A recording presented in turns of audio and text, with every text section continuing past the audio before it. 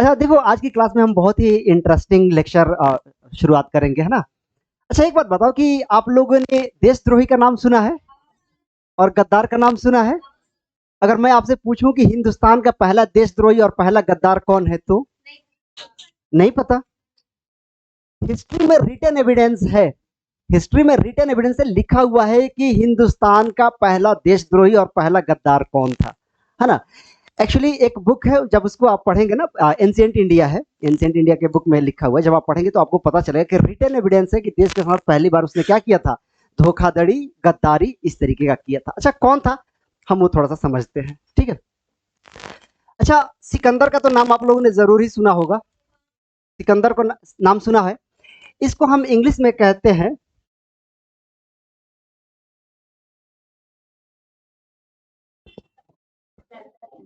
Alexander the, please, हाँ, Alexander the great बोलते हैं, है ना? अब देखो क्या हुआ, अलेक्जेंडर द ग्रेट हमारे भारत में आया, तो भारत में किस तरफ से आया, आज का जो पाकिस्तान वाला हिस्सा है ना उसी तरफ से आया, है ना? तो चेनाब, ब्यास, सिंधु, ये जितने भी नदी है, नाम तो सुना ही होगा, उसी तरफ से आया। तो जैसे ही वो आया ना, तो कहते हैं ना कि, अच्छा साइकोफेंसी तो आप लोगों ने सुना होगा, चाटुकारिता, है ना? तो जैसे ही सिकंदर आया यहाँ पे भारत में, तो वो कब आ रहा है, वो आ रहा है 326 बीसी में, ईसा पूर्व, है ना?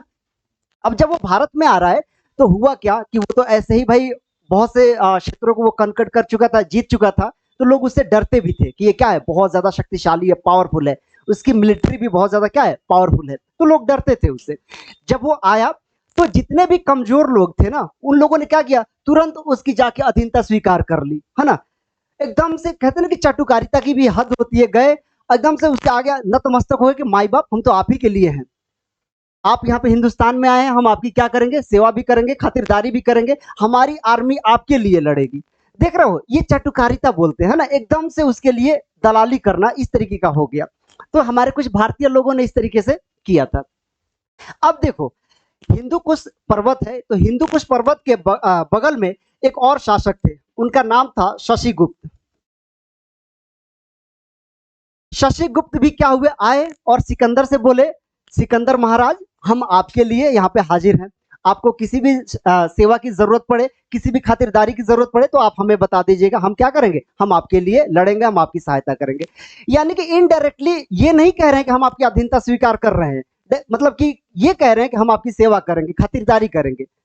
कहने का मतलब ये था कि ये सब लोग क्या कर चुके थे, उनकी किसकी, सिकंदर की अधीनता स्वीकार कर चुके थे कि हम क्या करेंगे, आपके लिए लड़ेंगे, आपके लिए हम जो कुछ करना है करेंगे, यानी उसे डरते थे, जब भी तो अधीनता स्वीकार कर रहे थे। अब इसी में एक और शासक है, तक्षशिला का नाम सुना होगा, है ना? तक्षशिला। तो तक्षशिला के जो शासक थे, उनका नाम क्या था भाई, आम्भी। आम्भी, तक्षशिला के शासक कौन थे, आम्भी। आम्भी गए, आम्भी उस टाइम के मतलब कि अच्छा खासा इनका टेरिटरी बहुत बड़ा था, अंपायर बड़ा था। ये गए किसके पास गए भाई, ये गए सिकंदर के पास, और सिकंदर से जाके क्या कह रहे हैं कि देखो, जा रहे हैं, जो ज्वेलरी होता है सब कुछ ले जाके उसको क्या दिया, उपहार दिया, है ना? अपनी सेना भी लेके गए, और ये कह रहे हैं कि सिकंदर जी, आपको सहायता की जरूरत पड़े तो आप मुझे बताइएगा, हम आपके लिए काम करेंगे। अरे भाई, आप डायरेक्टली ये क्यों नहीं कह रहे हैं कि आप डर गए थे सिकंदर से, है ना? तो आपने क्या कर लिया था, उसकी अधीनता स्वीकार कर ली। लेकिन जरूरी नहीं है कि हर एक लोग डरे हुए थे या फिर सिकंदर की अधीनता स्वीकार करने जा रहे थे, हर एक लोग ऐसे नहीं थे। एक और शासक थे, उनका नाम क्या था भाई, पोरस। ये नाम तो आप लोगों ने सुना ही होगा, पोरस का। बहुत ही क्या थे, महान थे, शक्तिशाली, है ना?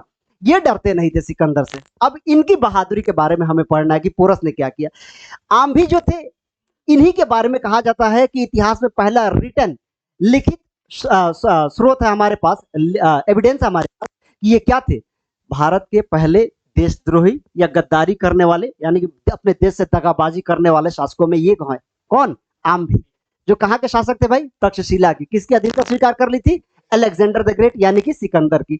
लेकिन जरूरी तो नहीं है कि इन्होंने कर ली, शशिगुप्त ने कर ली तो सब कर लेंगे भाई। वहां पे भारत के महान शासक कौन, पोरस भी वहां पे थे। पोरस का नाम कहीं कहीं पे आपको पुरु भी मिल जाएगा, है ना? तो यही है, पोरस भी वही है, पुरु भी वही है, इनका दो नाम मिल जाता है। अब देखो हो क्या रहा है कि अब ये सिकंदर ने बोला आंभी से, आप जाइए, किसके पास जाइए भाई, पोरस के पास जाइए, और पोरस से कहिए कि वो मेरी अधीनता स्वीकार कर ले। इन्होंने कहा कि जैसे माई बाप आप कहेंगे हम वैसे ही करेंगे। इन्होंने क्या किया, चल दिया किसके पास, पोरस के पास। पोरस से जाके बोले, अच्छा पोरस कहाँ थे भाई, पोरस कहाँ पे, चिनाब का नाम सुना है, चिनाब एक नदी है ना, चिनाब नदी के बगल में इनका साम्राज्य था, है ना। चिनाब हो गया और झेलम हो गया, झेलम नदी और चिनाब नदी है, इसी के बीच में कौन थे, पोरस। यहीं पे इनका क्या था, साम्राज्य था, अंपायर था। अब पोरस के पास कौन गए, आंभी। पोरस ने आंभी गए पोरस के पास, और पोरस से कह रहे हैं कि सिकंदर ने आपके आपके लिए क्या भेजा है भाई, एक संवाद भेजा है, मैसेज मेरे द्वारा। आप क्या कर लीजिए, सिकंदर की अधीनता स्वीकार कर लीजिए, वो बहुत महान है, शक्तिशाली है, पावरफुल है, आप क्या कर लीजिए, उसकी अधीनता स्वीकार कर लीजिए। पोरस ने क्या कहा कि तुम्हारी रीढ़ की हड्डी टूट गई है, तुम्हारे शरीर में रीढ़ की हड्डी काम नहीं कर रही, मेरे शरीर में तो है ना, मैं अधीनता स्वीकार नहीं करूंगा। जाके अपने सिकंदर से बोल दो कि वो और लोग होंगे जिन्होंने आपकी अधीनता स्वीकार कर ली, पोरस आपकी अधीनता स्वीकार नहीं करेगा। पोरस आपसे लड़ सकता है लेकिन स्वीकार नहीं करेगा। ये होती महानता और ये होती बहादुरी किसकी, पोरस की। ठीक है, देख रहे हो पोरस को, उसने पोरस ने क्या किया, अधीनता स्वीकार नहीं किया, किसकी, सिकंदर की। सिकंदर ने कहा कि अगर आप मेरी अधीनता स्वीकार नहीं करेंगे तो आपको लड़ाई लड़ना पड़ेगा।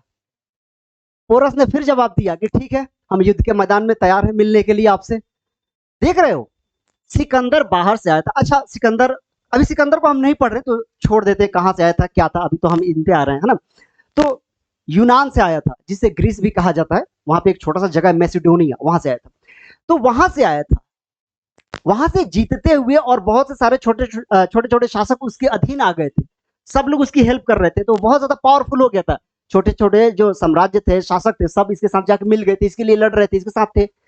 लेकिन पोरस की हिम्मत देखो, अकेले रहते हुए इन सबको क्या कर दिया, ललकार दिया कि ठीक है फिर हम युद्ध के मैदान में मिलते हैं, अगर आप ऐसा कह रहे हैं तो हम युद्ध के मैदान में मिलते हैं।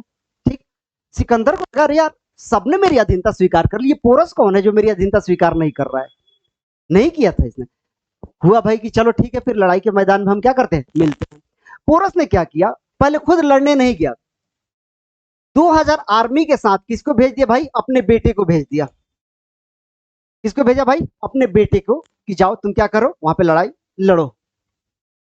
अब पोरस का बेटा क्या हुआ, लड़ाई लड़ने चला गया भाई, किससे, सिकंदर से। कितना आर्मी लेके, 200। लेकिन क्या हुआ, अनफॉर्चुनेटली वहां पे कौन मारा गया, पोरस का बेटा मारा गया। अब देखो, अब कहते हैं ना कि जब बेटा मर जाता है तो बाप जो होता है ऐसे ही टूट जाता है, लेकिन पोरस के साथ ऐसा नहीं था भाई। पोरस ऐसे ही महान नहीं थे, पोरस अपनी हिम्मत नहीं हारी। पोरस के बारे में मिलता है कि वो 6.5 फीट लंबा थे। कितने फीट भाई, 6.5 फीट लंबा थे। 6.5 फीट समझ रहे हो, है ना। आजकल बड़ी मुश्किल से लोग 6.5 फीट देखने को मिलते हैं, वो पोरस के रिटन एविडेंस है, मैं हवा हवाई बातें नहीं करता भाई, लिखा हुआ है कि 6.5 फीट इनकी हाइट थी, है ना। और ये क्या किए कि युद्ध के मैदान में चल दिए कि हम क्या करेंगे भाई, युद्ध के मैदान में हम चल रहे हैं लड़ने के लिए। बेटा मारा गया है, जरा से भी चेहरे पे सिकन नहीं है, जरा से भी चेहरे पे अफसोस नहीं है, दुख नहीं है। भाई मेरा बेटा मारा गया है, युद्ध के मैदान में मारा गया है, वीर गति को प्राप्त हो गया, कायर होके नहीं मरा है, इनके तरह, आंधी की तरह कायर होके उन्होंने अधीनता स्वीकार नहीं करी। मेरा बेटा अगर मरा है तो बहादुरी बहादुरी करके वीर गति को प्राप्त हुआ है। ठीक है, ये लड़ने चले गए, है ना। देखो बेटा मर गया है, हिम्मत देखो, फिर भी लड़ने जा रहे हैं कि हम क्या करेंगे, लड़ेंगे। बरसात हो गया था, तो बरसात के चलते क्या हो गया था ना कि नदी में बहुत ज्यादा पानी भर गया था, एकदम ये समझो कि बाढ़ सी आ गई थी। अब क्या हुआ था, जब पानी पूरा उधर भर गया था। अच्छा देखो, पहले के जो लोग थे ना, वो उस टाइम पोरस की बात करें तो पोरस की जो आर्मी थी कैसे एरो चलाती थी, जो आप लोगों ने तीर और धनुष देखा ना, धनुष बाण तो देखा ही होगा। तो धनुष बाण जो होता है ना, ऐसा नहीं कि हाथ में लेके ऐसे चला रही, वो ऐसे नहीं चलाते थे, उसे जमीन पे ऐसे टेक देते थे, यानी कि जो धनुष है ना उसे जमीन पे टेक देते थे, फिर क्या करते, स्ट्रिंग खींच के तीर छोड़ते थे, है ना। तो उनका जो धनुष होता था ना, जो बो होता था धनुष, वो भारी होता था, इसीलिए क्या करते, जमीन पे टेक लगा देते थे, और है ना वहां पे फिक्स हो जाता था। उसके बाद से वो स्ट्रिंग खींच के तीर छोड़ते थे, बहुत तेज जाता था, तेजी में जाके लगता था। लेकिन उस टाइम हुआ क्या, परिस्थितियां क्या हो गई, गड़बड़। मैंने बताया कि बरसात का मौसम था, बारिश हो गई थी, तो बारिश हुआ ना तो चारों तरफ पानी भर गया था। अब हुआ क्या कि सिकंदर धोखे से एक रात क्या हुआ, नदी को पार करके उस तरफ आ गया। किसके तरफ आ गया भाई? पोरस के पास, पोरस से लड़ने के लिए। पोरस ने देखा कि ये धोखे से पार किया है। अच्छा, पहले के युद्ध इस तरीके से होता था ना कि हाँ भाई आप आइए, हम आते हैं, फिर लड़ेंगे। धोखेबाजी नहीं होती थी पहले, लेकिन सिकंदर ने धोखे से पार किया था। ठीक, पार करके आ गए। उसके बाद से क्या हुआ कि पोरस की सारी आर्मी जो थी ना लड़ने के लिए तैयार, लेकिन इनकी परिस्थितियां जो थी ना इनके विपरीत थी, इनके फेवर में कभी रही ही नहीं। अब इनके जो आर्मी अपने धनुष को जमीन पे टेक कैसे चलाते थे, तो मिट्टी तो पूरी गीली गीली थी ना, तो उनका धनुष वहां पे टिक ही नहीं पाता था। खींचते वो खुद धनुष भी खींच जाता था, छोड़ते थे वो हिल जाता था, तो सही से वो अपना निशाना नहीं लगा पाते थे। ठीक, तो क्या हो गया, मतलब कि सारे के सारे मारे गए। लेकिन पोरस फिर भी हिम्मत नहीं हारे, लड़ रहे हैं, अकेले लड़ रहे हैं। हाथी पे थे पोरस, हाथी पे थे, हाथी पे बैठ के लड़ाई लड़ रहे हैं। 6.5 फीट लंबे इंसान लड़ रहे हैं।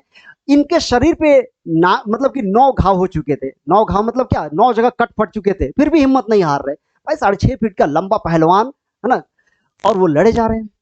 सिकंदर को लगा कि अब ये सब तो हार गए, लेकिन पोरस अब भी लड़ रहे हैं। लास्ट में पोरस ने देखा कि अब मेरी सारी मतलब कि ज्यादातर आर्मी क्या हो गई है, मारी जा चुकी है, अब मैं हार चुका हूं। तो उन्होंने क्या किया, अपने हाथी को मोड़ लिया कि अब मैं क्या कर चुका हूं, हार चुका हूं, है ना।